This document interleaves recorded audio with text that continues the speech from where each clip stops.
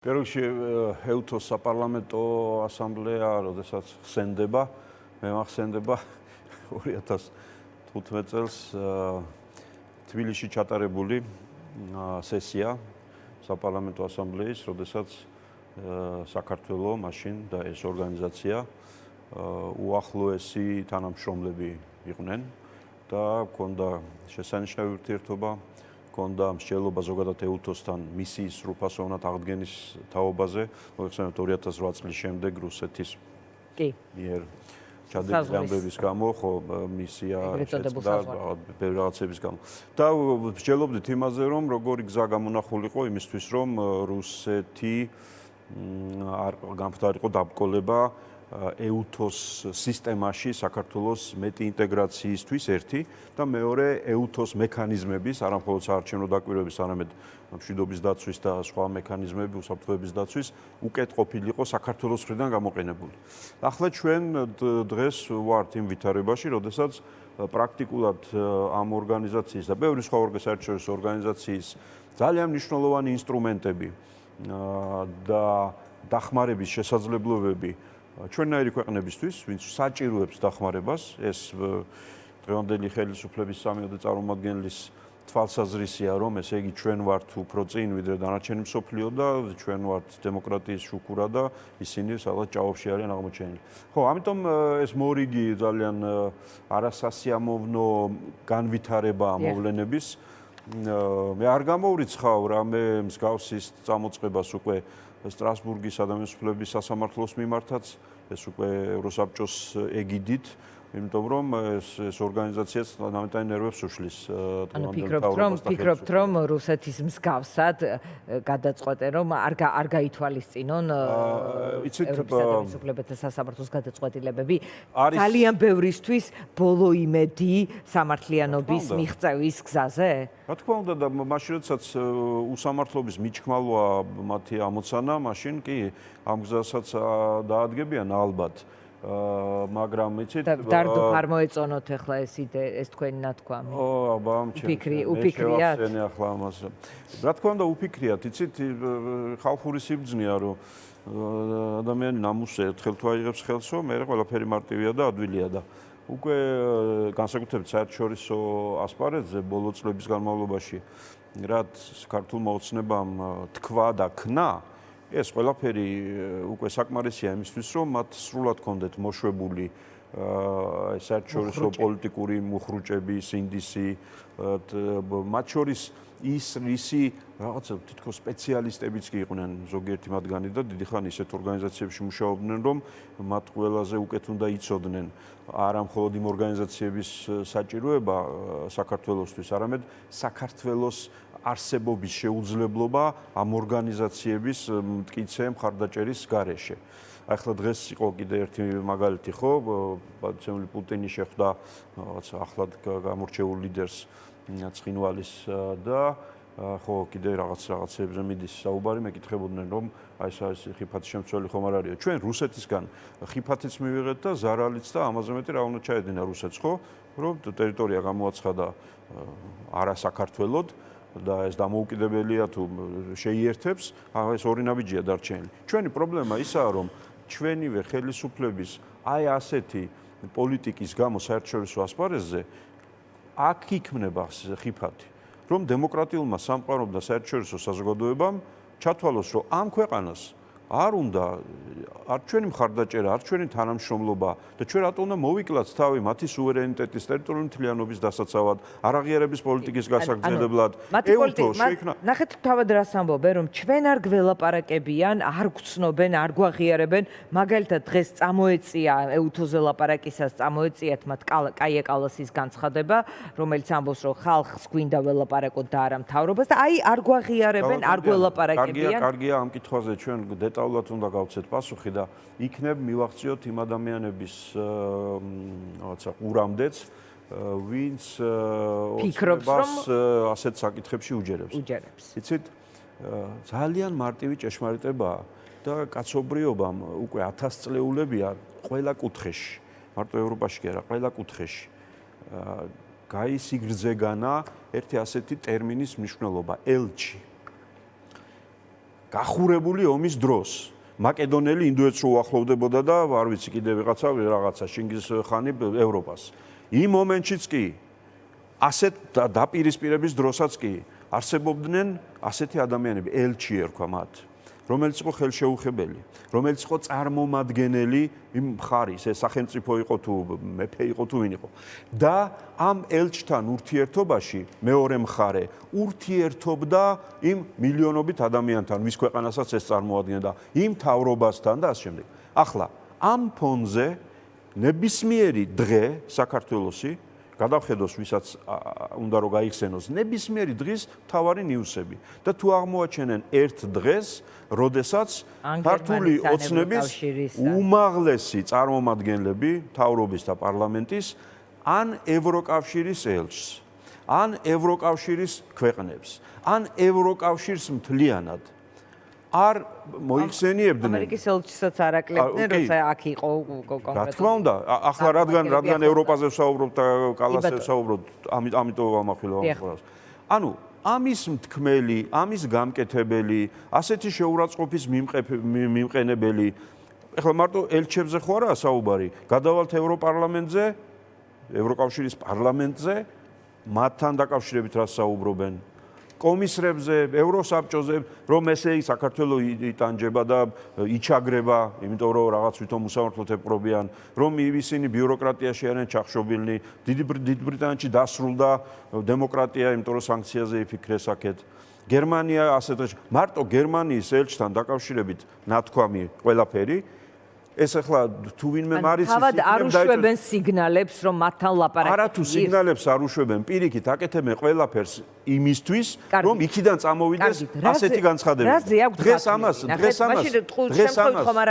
დღეს ამას ახალი მარგალიტი მოყვა.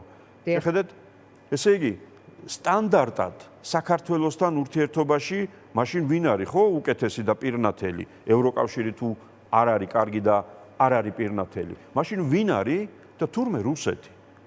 რუსეთს მხოლოდ 20%-ია საქართველოს სუვერენიტეტის არ აქვს აღიარებული თუ შელახული და ისინი მთელ 100%-ს ლახავენო.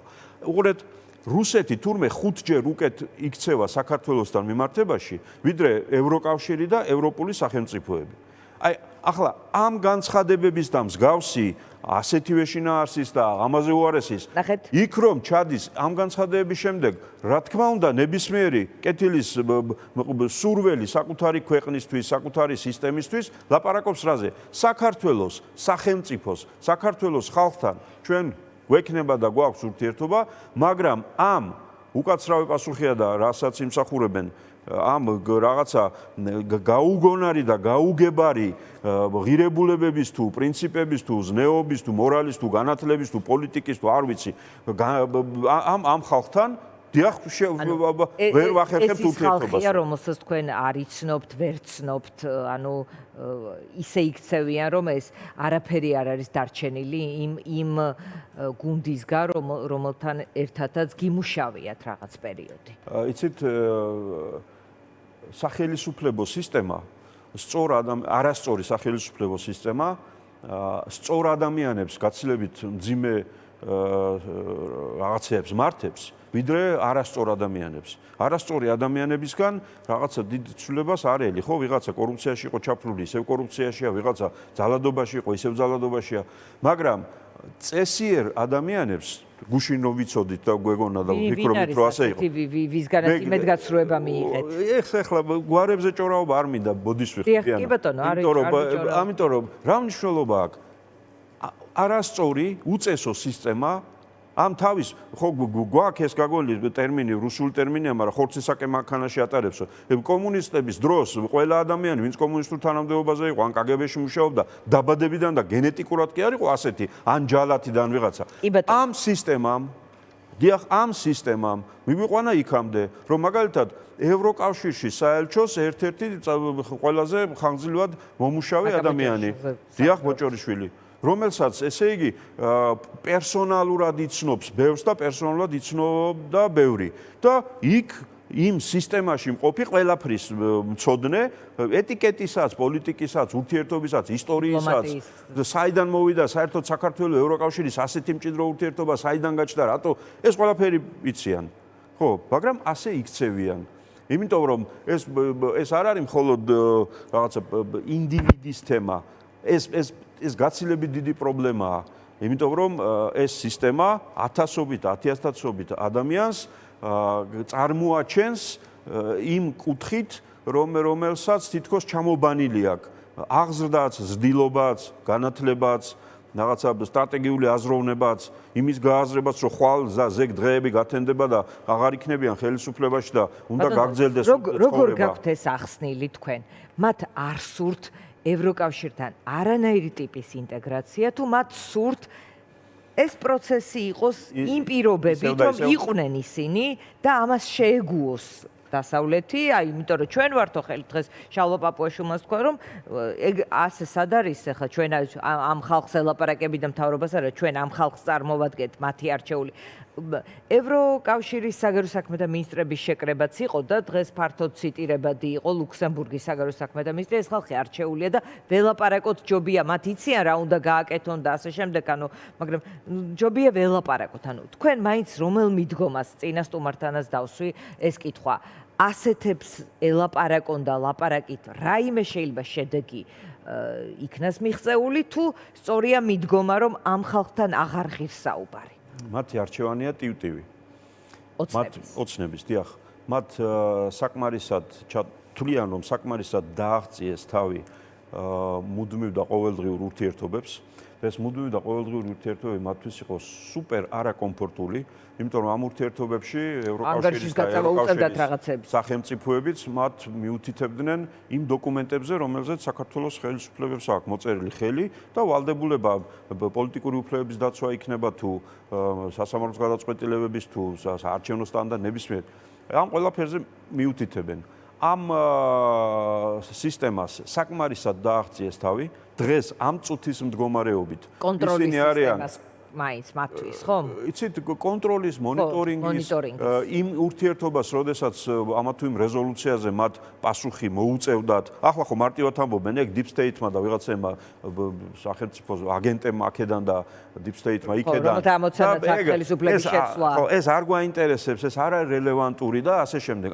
ამ ურთიერთობებს დააღწიეს თავი. დღეს არიან კომფორტულად და ამას დაარქვეს სუვერენიტეტის ხო დაცვა. ხო, სუვერენიტეტის ოღონდ იმ შემთხვევაში, როდესაც სახელმწიფო თვითონ არიან.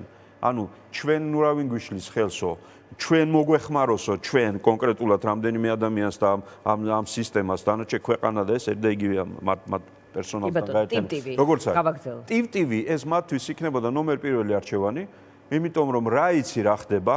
ეხლა მიუხედავად ამ დონეზე თავგზავნეულობისა, ზოგიერთს მაინც და პირველ რიგში ალბათ ბატონ საპატიო თავმჯდომარეს პარტიის შერჩენილი აქვს იმდენი უნარი, რომ გაიაზროს, რომ ხო არც მთლად ასეა საქმე, რომ ამ სუვერენიტეტზე გაჭიმულები რო საუბრობენ და ჩვენ თვითონ რა გვინდა ისინი ჩვენ სხვა რაღაც ალტერნატივარ გზებს გამოვნახავთ. ასე მყარი პოზიციონირება ვის იმედად და რის იმედად, როდესაც მსოფლიო ასეთ турბულენტურ გარემოშია, როდესაც სამხრეთით ომია, ჩრდილოეთით ომია ჩვენგან, სად კიდე რა უბედურება განვითარდება, ამ ქვეყნებს დიდებსაც და პატარებსაც თავისი ინტერესები აქვთ, ამ პრიზმით უყურებენ რეგიონსაც, იმასაც, ამასაც. თვითონ ჩვენს რეგიონში, კავკასიაში რამხელა რაღაცეები ხდება და ეს რაც ხდება საქართველოს იმ პოზიციაში ყოფს, რაც თვითონ აირჩია, რა მას უკადის.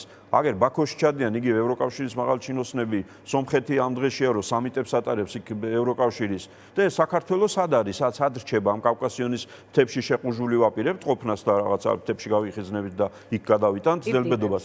ამ ყველაფრიდან გამომდინარე, თლად ასე ხელის აქნება რომ არავინ აღარ გვინდიხართ და ასე შემდეგ. ხო, ასეც არ უნდათ. ამიტომ რახან საპატიო თავმჯდომარეს შეეხეთ, რა. ტივტივი და ამ ტივტივისას თან ვართ თან არა, თან მოძრაობთ თქვენი მიმართულებით, თან არაფერს ვაკეთებთ. ხო, არაფერს ეს ქართველ ხალხს რასაჩვენებენ, რომ ვითომ მოძრაობთ. მაგრამ სინამდვილეში კისრის ტეხით გამოიქცნენ იმ სისტემებიდან და გაჩერებულია ურთიერთობა ინდივიდუალურ ქვეყნებთანაც 99%-თან. და ევროკავშირის სისტემასთან და სტრუქტურებთანაც გაჩერებულია, ამ გაჩერებული ურთიერთობის შენარჩუნება აი ერთი წუთი დავატრიალოთ უკან და გადავიდეთ აი ასოცირების შეთანხმება სანამ მოვაწერით ხელს. ანუ კანდიდატობის სტატუსი ეს ხო უკვე ის ამბავია, რომ მოდი აგერ ერთად ახლა ყველაფერი გავაკეთოთ. კანდიდატობის სტატუსიდან ხო წავიდნენ უკან, შევაჩერეთო მოლაპარაკებები ყველაფერი. ვიზების ლიბერალიზაციის ეტაპი, ეს იყო მანამდე ყველაზე ახლო ინტეგრაცია და იმაზე უკან წავიდნენ. ასოცირების შეთანხმება, თავისუფალი ვაჭრობა და ურთიერთობები. ბოლოს ამბობდნენ, რომ ასოცირების დღის წესრიგს მიუყვებითო სხვათა შორის. ხო და ახლა უყურეთ, აი ასოცირებამდე რომ ურთიერთობა იყო უშუალოდ ევროკავშირთან, აი ეს ურთიერთობა ალბათ მათთვის ასე თუ ისე მისაღები იქნება ტივტივის დონეზე. თუმცა მათ ის ვითარება რაც დღესაა, კიდევ მეორე ალბათ საპატიო თავმჯდომარე ხშირად არც თუ ესე იგი საპატიოდ ეპყრობა იმ ხალხს, ვინც ვერაფრით ვერ მოახერხა რაღაცა მოჯადოებული წრის გარღვევა. მათი გადმოსახედიდან, რომ საკუთარი სიმართლე ვინმე ერთ ქვეყანაში, ერთ პოლიტიკურ პარტიას, ერთ ვიღაცას მაინც დაუმტკიცებს. ანუ საპატიო თავმჯდომარეს თან უნდა რომ ამ გუნდმა უკან იაროს ამ გზაზე და თან უნდა რომ ვიღაცამ გარღვევაც მოახდინოს, ანუ ასეთი, ვთქვათ, ასეთი მრავალმხრივი ეგულება ვინმე? იცით, არჩევანი დაიტოვა, რომ სხვა ეგულებოდეს ვინმე, ვინც დაიტოვა, იმათთანაა და ამიტომა როგორც ჩანს ორ კვირაში ერთხელ ძალიან გაბრაზებული, რაც მე მათ განცხადებებში და ქმედებებში იგრძნობა, ამას ჩემი აზრით სხვა ვერაფრით აიხსნება და არაფრით აიხსნება ეგრეთ წოდებული საბოტაჟის საქმეზე ის ზიგზაგები, რაც ხელისუფლებამ გაიარა, იმიტომ რომ პირველი თვეების განმავლობაში, როდესაც თვეში 1 საათი იკრიბებოდა სასამართლო და ახლა კვირაში 3 დღე ტარდება, ეს მაშინ, როდესაც სასამართლოში საქმის განხილვის პირველი წუთიდანვე პროკურატურა გამოძიება კუდი, სუსი, ყველაფერი დამთავრებული ქონდა და მაგიდაზე იდო ყველაფერი. ანუ არაფერი საქმე არ ქონდა გასაკეთებელი, გარდა იმისა, რომ სასამართლო დარბაზში მომხდარიყო ამ პროცესის ნაწილი. მაშინ შედგა სხვა გრაფიკი, შემდეგ შუა ახლა ეს გრაფიკი აჩქარდა ეს პროცესი. ხო, ეს პროცესი აჩქარდა პრემიერის ცნობილი ბრიფინგის დღეებშივე, გახსოვთ ის, როდესაც რამდენჯერ ახსენა რეკორდული მაჩვენებელით საპატიო თავმჯდომარე ივანიშვილის სახელი. ანუ რაღაცეები ხდება, მე არ ვიცი, მაგდენი თქვენ კარგად ეს ბმა არ ვიცი, არ დავკვირვები ვარ, ანუ როდესაც გამოვიდა ბრიფინგზე და ქებადიდება მიუძღვნა ბატონ ივანიშვილს, ამის შემდეგ დაჩქარდა ეს პროცესი. ეს არის ის დღეები, როდესაც პროცესი უფრო კარგად აგვიხსნათ რა ბმა არის ამ ორ საქმეს ერთმან, ამ ქებადიდებას და ამ საქმეს ერთმანეთთან. არ არის საჭირო ესწრებოდა იმ შეხვედრებს, რომ მე მოქმედებიდან დასკვნა გააკეთო. ოდესღაც რაღაც შეხვედრებს ესწრებოდით კი არა და ახლოს იყავით და მეტი დასკვნის გაკეთების რესურსი. თავისთავად ამ საქმეს რომ შევხედოთ, ესე იგი ამხელა მასშტაბის დანაშაული გახსნეს, ხო ასე გამოგვიცხადეს, რომ თუ კი ვინმე პოლიტიკური ლიდერი გვარდასახელი ვიცოდით, ახლა სხვებსაც ვსწავლობთ, მაგრამ თუ ვინც ვიცოდით, ყველა ჩაყარეს ერთ საქმეში და ან უკვე ციხეში ყოფები სხვა მიზეზების გამო და სხვები. ამ ხელა რეზონანსული და ამბავი საქმე პროკურატურამ და გახსნეს და ახლა ვინმე სჯერა ერთ ცალ ოცნების რაც არ უნდა თავგადაკლული ხარდამჭერი იყოს, რომ მერე მოსამართლემ გადაიდო ფეხი ფეხზე და ამ ხელა მნიშვნელობის საქმეზე გამოაცხადა, რომ თვეში ერთხელ შევიკრიბებით ხოლმე და ასე განვიხილავთ ამ საქმეს. იმ ტიპის გრაფიკი იყო, რომ ჩემთან სტუმრები ამბობდნენ, რომ რაღაც რამდენიმე 10 წელი გაგრძელდეს ეს საქმე. ასე შთაბეჭდილებას თხოვდა დასაწყისად. ანუ ასეთ ტემპთან მართლმსაჯულებას რომ არაფერი ქონდა საერთო, ხო?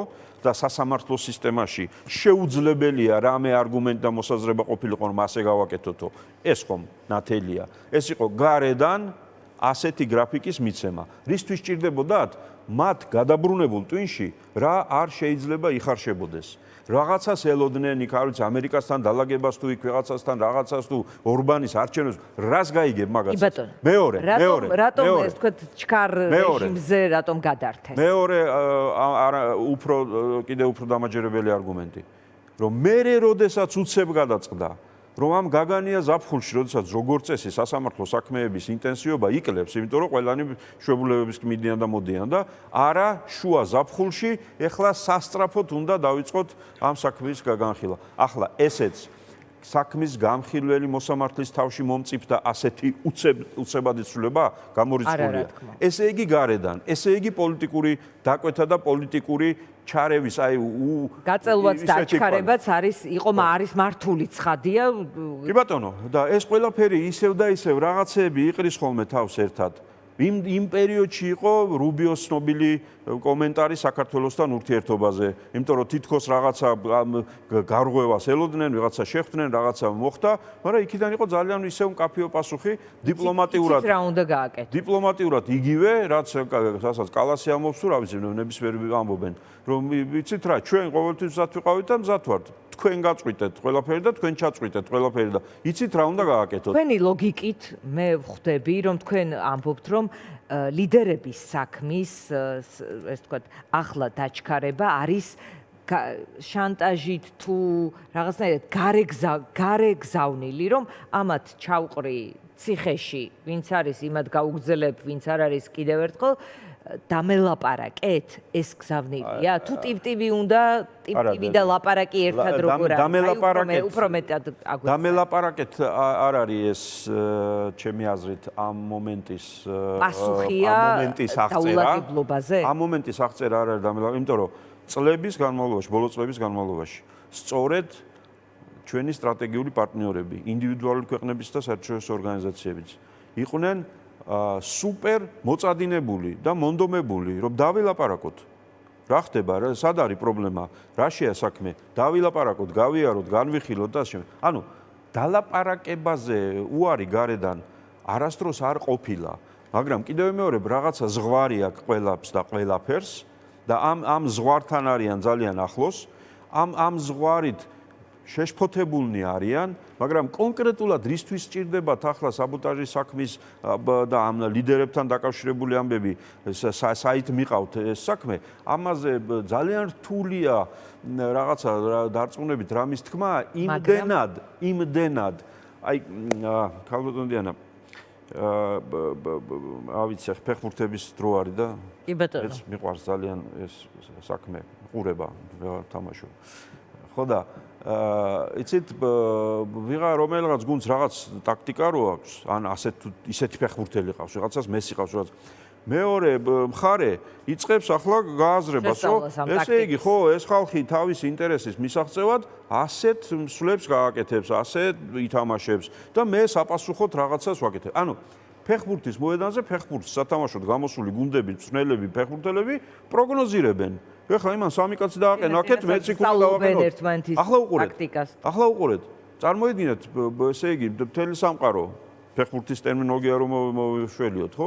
ფეხბურთის მოედანზე ფეხბურთის სათამაშოთაა მზად, თავისი წესებით, პრინციპებით, თავის ყველაფრით. და აქედან ესენი, რა ვიცი, ხემბურთს თამაშობენ, ან შუბის ყორცნას თამაშობენ.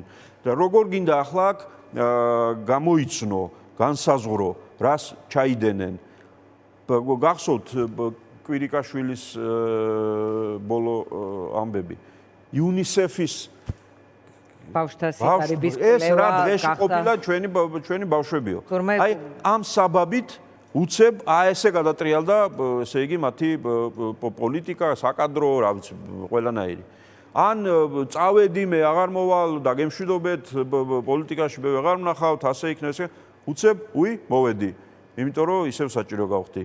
და საჭირო რო გახდა, მას მერე აღმოჩნდა, რომ ყველაზე არასაჭირო ხალხი, ვინც ახლა ციხეებში გამოამწყდეს თავისივე კორუფციის ბრალდებით, მაშინ მოვიდნენ ხელს. ამის პროგნოზირება ძალიან რთულია. კი, მესმის რომ რთულია პროგნოზირება, მაგრამ თქვენ იცნობთ ამ პარტიის საპატიო, მართველი პარტიის საპატიო თავმჯდომარეს, ასეთი ტიპის საქმეები მის მიღმა არ არის, ამიტომ მას რა ამოსანა აქვს ახლა ამ 8 ლიდერზე დამიზნებული ახალი განაჩენებით.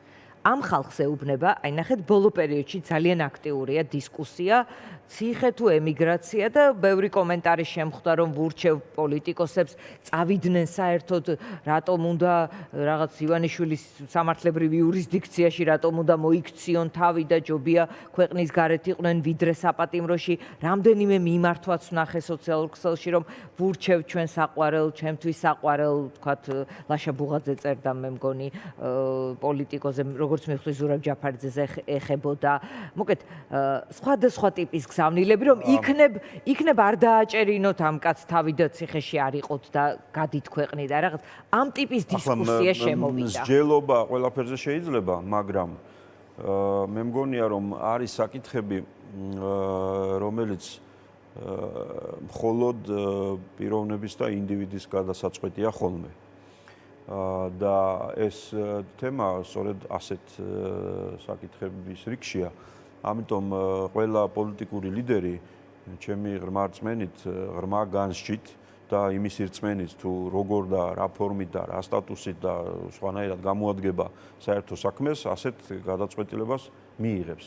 აქ რაიმე რჩევა, მოწოდება და ასე შემდეგ უადგილოა. მე ერთადერთი რჩევა და მოწოდება მაქვს ყველას მიმართ, მოქალაქეებიდან დაწყებული, ლიდერებით გათავებული, რომ ყველამ საუკეთესო გზა გამოვნახოთ ჩვენი სამშობლოს მსახურების, აი ამ კონსტიტუციით გათვალისწინებული ლამაზი და კარგი და მშვიდი და წყნარი და სამართლიანი სახელმწიფოს შექმნისთვის და ამას ვინ როდის რა ეტაპზე გადაწყვეტს ან სადმე წასვლას, ან პოლიტიკაში მოსვლას, ან პოლიტიკიდან გასვლას, ან რა ვიცი ნებისმიერ სხვა რამეს, ეს ადამიანი თვითონ აფასებს და ყველა თავის არჩევანს გავაკეთებთ ამ შემთხვევაში და მეც რაღაც არჩევანი გავაკეთებ ამ თვალსაზრისით. ამიტომ ეს ერთი თემაა. მეორეა რატომ უნდა ამ ადამიანების სასწრაფოდ პროცესის მომთავრება და მათი კიდევ ციხეში, ეს ვთქვათ, ციხის მიბრძანება ციხეში. იცით,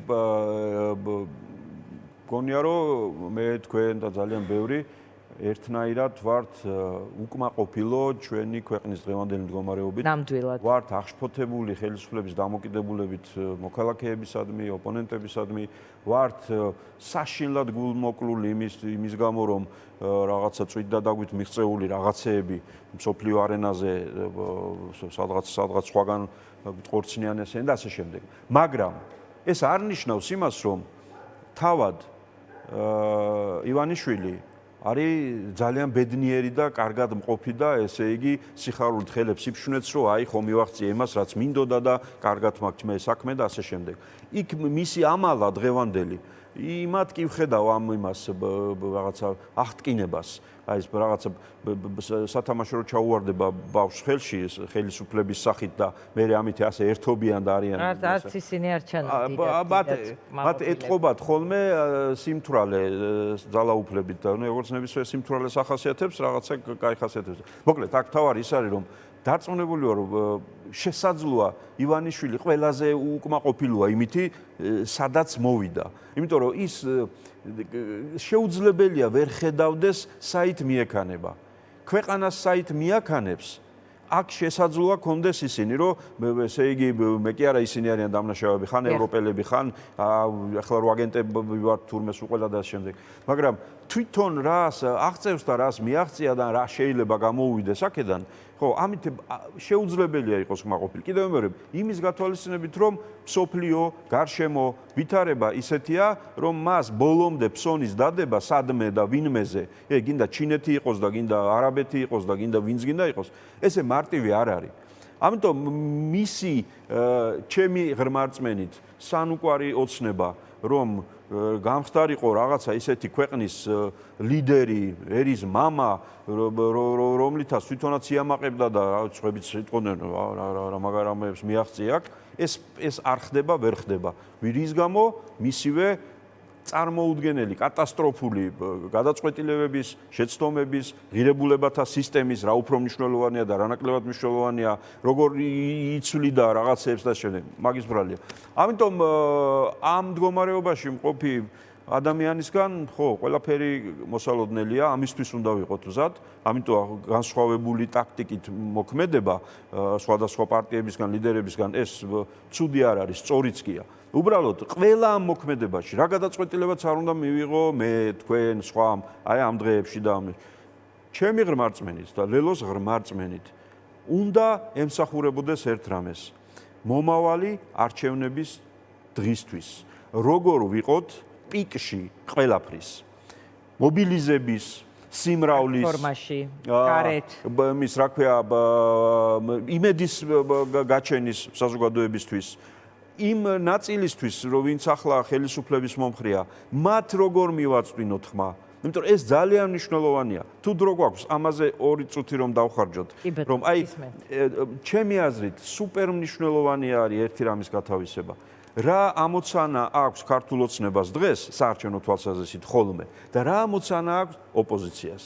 ქართული ოცნების ამოცანის მთავარი ქვაკუთხედია იმ ამორჩეველთა ბაზის შენარჩუნება, რომელიც მის იდეურ ერთგულად ჩამოყალიბდა და რომელიც არის საყრდენი ბაზა შემდგომი მოქმედების. რა არის შემდგომი მოქმედება? შემდგომი მოქმედება ეს არის ადმინისტრაციული და ფინანსური რესურსით ხმების მომატება საარჩევნო პროცესში, ერთი და მეორე, ოპოზიციის მხარეს, ოპოზიციური ამორჩეველის იმედგაცრუება, დაგსაქსვა, დემობილიზაცია, რაღაც არჩევნებზე არ წასვლა და ასე შემდეგ. ამ ვითარებაში ოცნება თulis რომ გარანტირებულია გამარჯვება. ანუ რა არის? მისი პროპაგანდისტული პოლიტიკა, მისი ლაპარაკი, მისი ურთიერთობები მიმართულია პირველ რიგში და ძირითადად მხოლოდ საკუთარი საბაზო ამორჩევლის შენარჩუნებაზე. ანუ იმ ამორჩეველს, რაც გაუხარდება, იმას ლაპარაკობენ. მეტი ამოცანა მათ არ აქვს. ეხლა ოპოზიციაში შევხედოთ.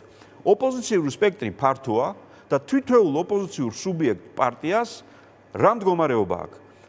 არც ერთს არ ყავს საბაზო იდეური ამომრჩეველი ჩვენი იმდენი, რომ თამამად თქვათ, რომ აგერ ეს ამხელა არმია უკვე ყავს, რომელიც ღირსეულ ბრძოლას გაუმართავს ოცნებას, იდეურ ამომრჩეველს და ასევე გამოასხივებს იმის ძალას, რომ ადმინისტრაციული ფინანსური რესურსის მსხვერპლი ვინც ხდება ხოლმე, ის გამაგრდეს და მართლა არჩევანი გააკეთოს. ოცნების ამორჩეველი მერყევი ვინცაა და ვინც ხედავს რომ ევროპაში არ მივდივართ, მაგრამ მაინც იქით მიყვება, აქეთ წამოდის. ანუ რა, ოპოზიციური პარტიის ამოცანა არის არა მხოლოდ თავისი საბაზოს შენარჩუნება, არამედ სხვა დღეს რო შენი ამორჩეველი არ არის, იმის მომხრობა და იდეურ მხარდამჭერად ქცევა. იმიტომ რომ ოპოზიციურ პარტიებს არც ადმინისტრაციული რესურსი გვაქვს, არც ფინანსური რესურსი გვაქვს და ამ ხრიკებით ვერავის ვერ გადმოვიბირებთ. ამ ამოცანას ეხლა უყურეთ. აი კიდევ ერთ წუთი. აი თავარი ამბავი ამაშია.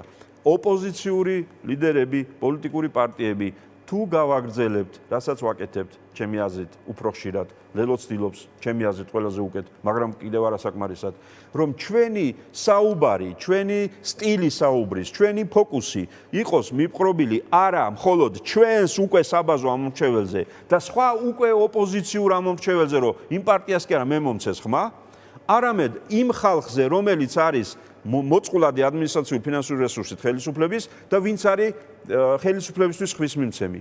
ეს ძალიან მნიშვნელოვანი განსხვავებაა. თუ ამას ვერ მოვახერხებთ, გინდა უცხოეთში წავიდეთ, გინდა ციხეებში, გინდა თქვენს ეთერში ვისყდეთ, მთელი დღე, თუ ჩვენ გაგვიგებს და ჩვენი კომუნიკაცია იქნება მიმართული მხოლოდ ჩვენს მომხრეებზე და ოპოზიციურ ხალხზე, ოცნების ამომრჩეველს რა ტიპის ეპითეტებით მოიხსენიებს, ბევრი ოპოზიციონერი ლიდერისგან მომისმენია, ასე რომ ამ ეს თავად გაირთულეს ამ ადამიანებთან ლაპარაკის. ხო, იცით, ემოციურად ასე იყო განწყობილი მესმის, მაგრამ უბრალოდ რაციონალურად თუ დავფიქრდებით, ისევე როგორც ნულია შანსი იმისა, რომ ესე იგი უცხო ქვეყნის აგენტებად მონათლულ ხალხში ხმა მიიღოს ოცნებამ, ანუ აქეთ ვინმე ისე დარწმუნდეს, მართლა ყოფილვარ უცხოეთის აგენტი, მე კიდე პატრიოტობა მინდა და ესე იგი იქ უნდა წავიდე. როგორც ამის შანსია 0, ისეა 0 შანსი იმისა, რომ 100,000-ობით ადამიანს თუ ჩვენ ნახირიან რუსი ან მონახარ, ან მოღალატე ხარ, ან გაყიდული ხარ, იმის ამიტომ ამოცანა ჩვენც რო ყავდეს ახლა ლელოს რო ყავდეს 35% საბაზო ამორჩეველი, შეიძლება მე თქვა რომ მოიც ახლა რა დროს ვიღაცასთან ფერების დროა, მე საქმე მაქვს საკეთებელი და წავედი და ესე იგი ეს უნდა გავაკეთო. ბატონ დავით, მოკეთ ელოდებით მალე ამ გადაწყვეტილებას ამ საქმეზე, ეგრეთ წოდებული საბოტაჟის საქმე როგორც არის და ლიდერების საქმეს ვეძახით ხოლმე დიდწილად მედიაში, რომ უფრო ახსნადი იყოს ელოდებით პატიმრობებს ამ საქმეზე. თუ რა იცით როგორ შემოbrunდება საგარეო საშინაო კონტექსტია, იმიტომ რომ ყველაფერი არის კონტექსტების მიხედვით საპატიო თავმჯდომარისთვის. ჩვენ რომ უკვე თვალწინ არ გქონდეს ის განვითარება, რაც მოხდა, დაიწყეს დიდი იმით იუცებ ყველას ბრალი დასდეს და გახსნეს საქმე უზარმაზარი და ზარზეიმი, მერე შენელება, მერე დაჩქარება, ეს რას ნიშნავს? რომ პროგნოზია რთული, იმიტომ რომ რატომ არ შეიძლება ისევ შეანელოს. ვიღაცას უჭირავს პულტი. ისევ არ გააგრძელოს. ამიტომ მაგ მიმართულებით ყველაფრისთვის უნდა ვიყოთ. მადლობა.